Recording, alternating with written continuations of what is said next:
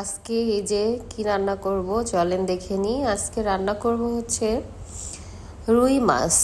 তো এই যে সেই রুই মাছ আমি ভিজিয়ে রেখেছি ফ্রিজ থেকে বের করে। তো চলেন দেখে নেওয়া যাক কিভাবে আমি রান্না করি। স্টার্ট করি রান্না, আজকে রান্না একদম শুরু করি। কি রান্না করব, এই যে হলুদ লবণ মাখিয়ে নিয়েছি। তো আসসালামু আলাইকুম এভরিওয়ান, সবাই কেমন আছেন?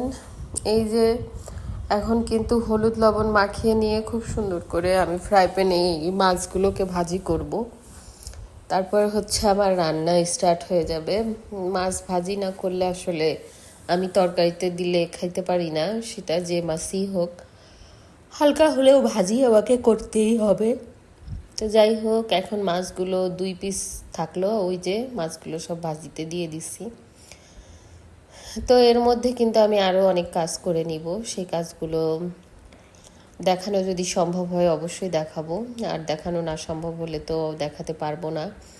তো এই যে আমি কিনে নিয়েছি বেগুন, টমেটো আর হচ্ছে কাঁচামরিচ, একদম টাটকা সবজি।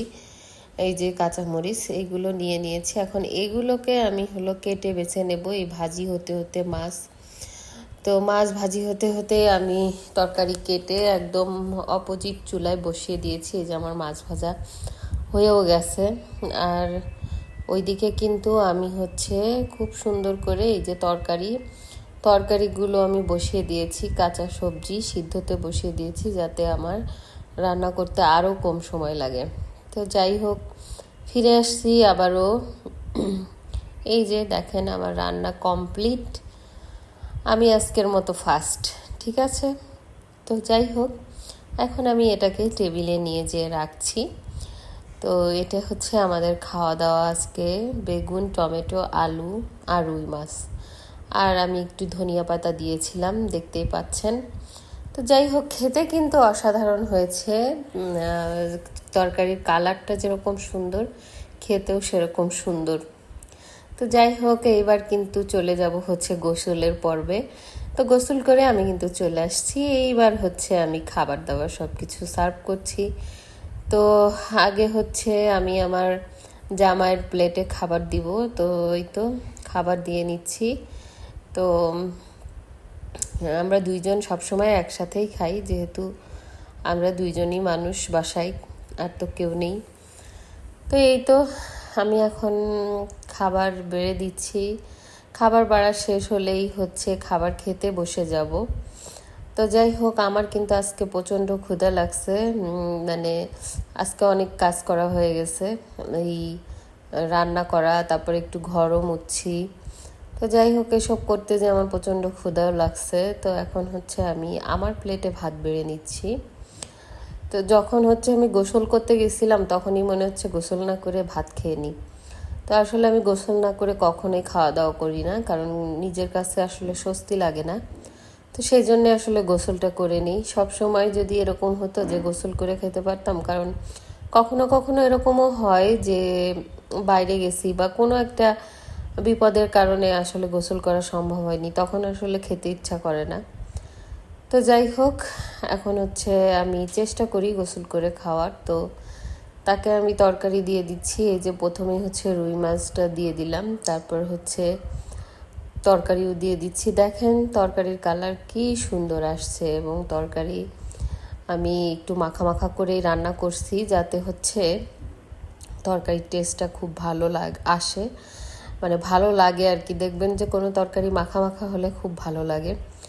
তো আর এমনিতেও আমরা লোক সংখ্যা কম, সেজন্য ঝোল অত রেখে কি কাজ, ঝোল একটু কমই রাখছি। তো এই তো আমাদের খাওয়া দাওয়া আজকে শুরু হবে। তবে আজকে কিন্তু এইখানে খাবো না আমরা, কারণ প্রচুর গরম পড়ছে, প্রচুর গরম। মানে আমাদের এখানে খুব গরম পড়ছে। তো কার কার এলাকায় আজকে প্রচণ্ড গরম প্লিজ একটু জানাবেন।